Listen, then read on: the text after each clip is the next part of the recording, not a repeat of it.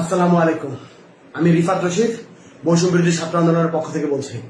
একটা কথা স্পষ্ট করে বলে দিতে চাই, এই খুনি সরকারের সাথে আর কোনো আলোচনা না।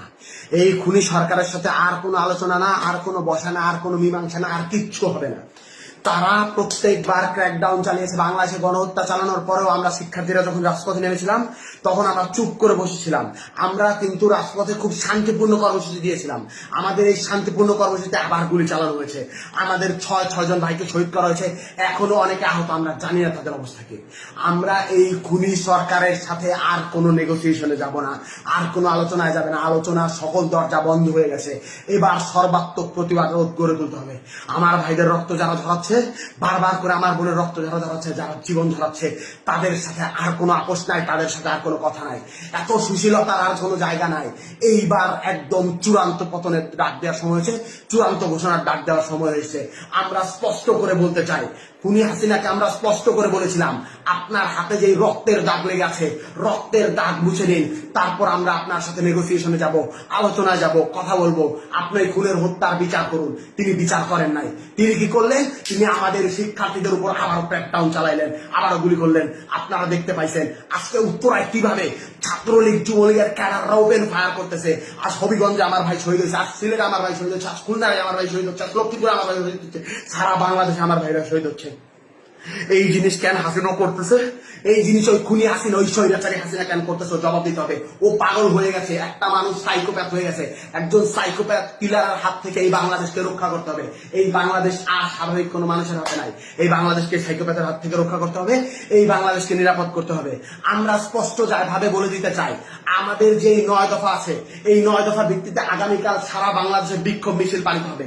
বিক্ষোভ মিছিল থেকে যদি আমাদের 9 দফা কাল মেনে না নেওয়া হয়, আমরা আলটিমেটাম দিচ্ছি, পরশুদিন থেকে, রবিবার থেকে সারা বাংলাদেশের সর্বাত্মক অসহযোগ আন্দোলন। স্কুল চলবে না, কলেজ চলবে না, আদালত চলবে না, আইন চলবে না, ব্যাংক চলবে না, কিচ্ছু চলবে না। সবকিছুতে সর্বাত্মক অবরোধ, সবকিছুতে সর্বাত্মক অসহযোগ আন্দোলন চলবে। সবকিছু বন্ধ করে দেওয়ার ঘোষণা দেওয়া হলো। আর কোনো কিছুতেই আমাদের অবকাশ নেই। আমাদের বুকের রক্ত যারা প্রতিদিন ঝরায়, আমরা চুপ থাকার পরেও, আমরা শান্তিপূর্ণ থাকার পরেও নিরস্ত্র মানুষের প্রতি যে গুলি চালায়, গণকে যে হত্যা করে তার গণভবনে থাকার অধিকার নাই। গণকে যে হত্যা করে তার গণভবনে থাকার অধিকার নাই। আমার ভাইদের রক্ত প্রতিদিন ঝরানো হচ্ছে।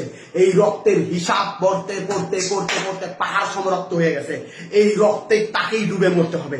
এই বাদে কোনো উপায় নাই। আমি স্পষ্ট করে বলতে চাই, আপনারা এই 9 দফায় ভিতরে, 9 দফার দাবিতে আগামীকাল বিক্ষোভ কর্মসূচি পালন করুন। সারা বাংলাদেশের প্রতিটি জনতা রাস্তায় নেমে আসুন। আপনার ঘরের সামনে, আপনার বাড়ির সামনে প্রতিটি অলি গলিতে দুর্গ গড়ে তুলুন। বাংলাদেশের প্রতিটি ঘর একটা দুর্গ হয়ে উঠবে। এই 9 দফা যদি মেনে না নেওয়া হয়, পরদিন থেকে আমরা বলতে চাই, আমরা স্পষ্ট করে বলতে চাই, পরদিন থেকে সর্বাত্মক অসহযোগ আন্দোলন। এই সরকারকে কেউ সাহায্য করবে না, কেউ সাহায্য করবে না, কেউ সাহায্য করবে না। গোটা বাংলার ছাত্র জনতা, গোটা বাংলার কৃষক জনতা, গোটা বাংলার শ্রমিক জনতা একত্র হয়ে গেছে।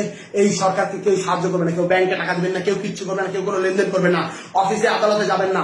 এই সরকারের সব থেকে বড়, এই দেশের সব থেকে বড় যে 2টা খুঁটি, একটা হলো গার্মেন্টস প্রতিষ্ঠান, আরেকটা হলো রেমিটেন্স। প্রবাসী ভাইদেরকে বলতেছি, একটা টাকা বৈধ চ্যানেলে রেমিটেন্স পাঠাবেন না। বিকাশ নগদে টাকা পাঠানো, সেটাও কিন্তু বৈধ চ্যানেলে হয়, সেটা রেমিটেন্স সরকারের যোগ হয়। বিকাশ নগদে টাকা পাঠাবেন না।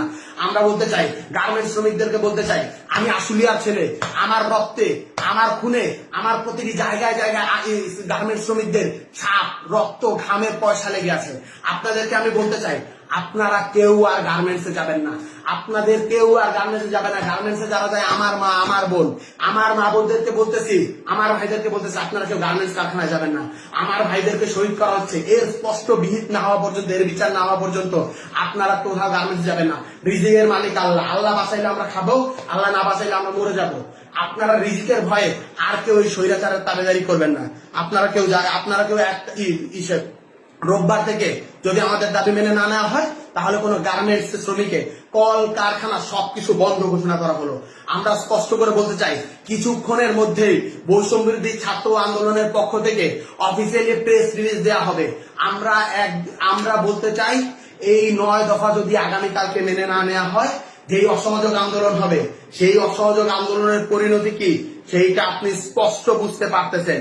ইন্টারনেট বন্ধ করে দেওয়া হতে পারে, সবকিছু বন্ধ করে দেওয়া হতে পারে। এই ভিডিওর পর আমি কতক্ষণ বাঁচবো আমি জানি না। লা ইলাহা ইল্লাল্লাহু মুহাম্মাদুর রাসূলুল্লাহ বলে এই কালেমা পড়ে আমি যাচ্ছি।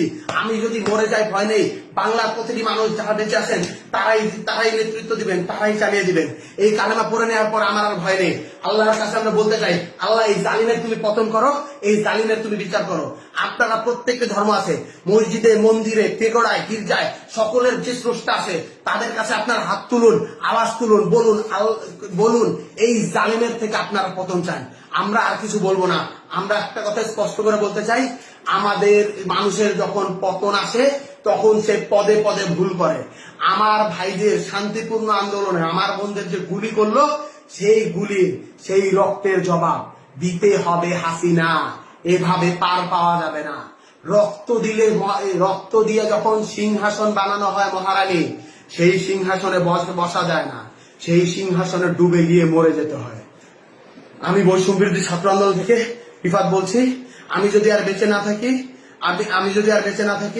আমি যদি মরে যাই, আপনারা আমাকে স্মরণ রাখেন। এই লাইভের পর আমি জানি না আমি আর কতক্ষণ বেঁচে থাকবো, আপনারা আমাকে স্মরণ রাখেন। একটা কথাই স্পষ্ট করে বলতে চাই, আপনারা এই লড়াই সংগ্রাম চালিয়ে নিয়ে যাবেন, কেউ পিছপা হবেন না। সারা বাংলাদেশ আমাদের সাথে আছে। আমরা এই স্বৈরাচার মুক্ত বাংলাদেশ গড়ব। যারা এই আমাদের রক্তে, আমাদের খুনের উপর পাড়া দিয়ে, আমাদের রক্তের উপর পাড়া দিয়ে এই জালিমশাহী সরকার কায়েম করছে, জালিমশাহী শাসন ব্যবস্থা কায়েম করছে, তাদের সমস্ত স্ট্রাকচার, সমস্ত প্রতিষ্ঠান, সমস্ত স্তম্ভ ভেঙে গুড়িয়ে পায়ে মারিয়ে দেওয়া হবে। এই বলেই আমি আমার বক্তব্য শেষ করছি। আন্দোলন চলছে, আন্দোলন চলবে। শহীদের রক্তের দাবি আদায় না করা পর্যন্ত, শহীদের রক্তের বিচার না হওয়া পর্যন্ত আমরা আমাদের রাজপথ ছাড়বো না। আজ থেকে বাংলাদেশের প্রতিটি ঘর একটি দুর্গ।